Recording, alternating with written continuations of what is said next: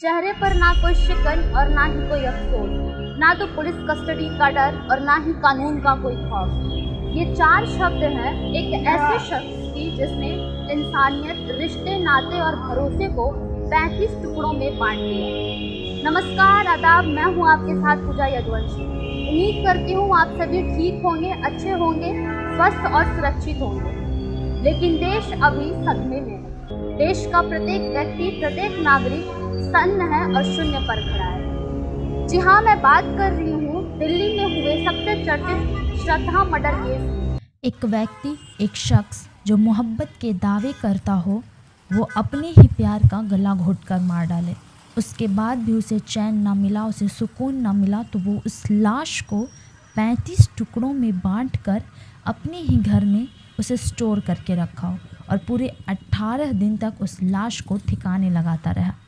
श्रद्धा murder case में Delhi police पूरी बारीकी के साथ छानबीन कर रही है। दिल्ली पुलिस के सीनियर ऑफिसर्स की टीम के साथ साथ फॉरेंसिक टीम के एक्सपर्ट्स भी लगे हुए हैं। पुलिस आफताब के बताए गए उन सभी जगहों पर बारीकी से छानबीन कर रही है जहां से उन्हें पुख्ता सबूत मिलने के अनुमान है। दिल्ली पुलिस के पास श्रद्धा मर्डर केस में सबूत के नाम पर आफताब के किचन से कुछ खून के धब्बे और महरौली के जंगल से, जो कि आफताब ने बताए थे कि उसके लाश के टुकड़े हैं वो महरौली के जंगल में फेंका है, उसलिए महरौली के जंगल से दिल्ली पुलिस को 13 से 14 हड्डियां मिली हैं, जिसमें बताया जा रहा है कि वो हड्डियां कलाई से लेकर हाथ और जांघ की हैं। क्राइम की दुनिया में शायद ऐसा पहली बार है जिसमें पुलिस किसी अपराधी की नहीं बल्कि उसके द्वारा किए गए अपराध के सबूतों के पीछे भाग रही है। अमूमन होता ऐसा है कि अगर कोई घटना घटित होती है तो पुलिस सबसे पहले अपराधी को पकड़ती है, उसके बाद उस अपराध के किए गए सारे सबूतों को इकट्ठा करती है। लेकिन इस केस में ये चीज़ उल्टी है। अपराधी इतना शातिर है कि अपने द्वारा किए गए सभी अपराधों के सारे सबूत मिटा दिया है। अब समस्या ये है कि पुलिस श्रद्धा के हत्यारे के जुर्म को साबित करने के लिए सारे सबूत कहाँ से लेके आएगी। धीरे धीरे साकेत कोर्ट के द्वारा पुलिस को दी गई 5 दिन की अधिक रिमांड के दिन भी अब खत्म होने को है। अब देखना ये है कि श्रद्धा के हत्यारे को कानूनी तौर पे सजा दिलाने में दिल्ली पुलिस कामयाब हो पाती है या नहीं, क्योंकि देश में लंबी चलने वाली कानूनी बहसें और अपराधी को संविधान और कानून के द्वारा मिलने वाली बचाव दल का जो बेनिफिट है उससे अपराधी बच जाते हैं। ऐसा इसलिए कह रहे हैं क्योंकि हमारे देश में लंबी चलने वाली कानूनी बहसें और अपराधी को संविधान और कानून के द्वारा मिलने वाला बचाव दल उनके लिए वरदान साबित होता है।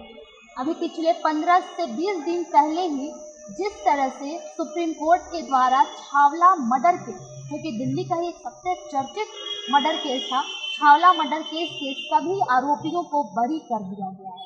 इस केस के बरी हो जाने के बाद से अब डर लग रहा है कि कहीं श्रद्धा मर्डर केस का भी हश्र छावला केस की तरह ही ना हो जाए। लेकिन एक शिकायत मुझे खुद से, आपसे और इस पूरे समाज से है। आखिर क्यों हम इतने शून्य पर आ खड़े हुए हैं? क्यों हम हर चीज़ पा लेने की होड़ में अपनी ज़िंदगी में बहुत जल्द ही ऊंचाई के शिखर तक पहुंचने के लिए इतने शून्य हो गए हैं कि हम कुछ भी सोचने समझने की स्थिति में ही नहीं हैं। इन सभी से ऊपर एक शिकायत, एक प्रश्न मुझे अपने सभ्य समाज के उन सभ्य बुद्धिजीवियों से हैं जो हर अपराध के बाद अपराधी को धर्म, जाति, मजहब, संप्रदाय और वर्ग में बांट कर देखता है। क्योंकि किसी भी अपराधी का ना तो कोई धर्म होता है और ना ही कोई जाति होती है, क्योंकि अपराध करने वाला सिर्फ और सिर्फ अपराधी ही होता है।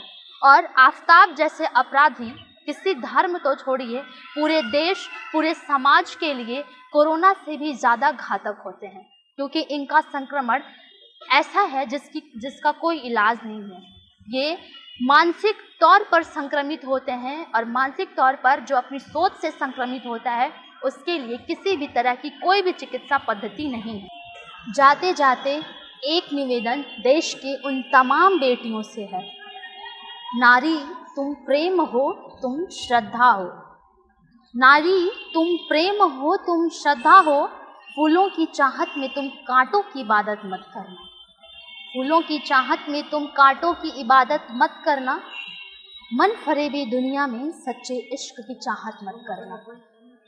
सुना है इश्क में तो रब दिखता है। सुना है इश्क में तो रब दिखता है। तो जो तुझे काट डाले इन 35 टुकड़ों में, मेरी जान तुम ऐसे रब की इबादत मत करना। ऐसे रब की इबादत मत करना।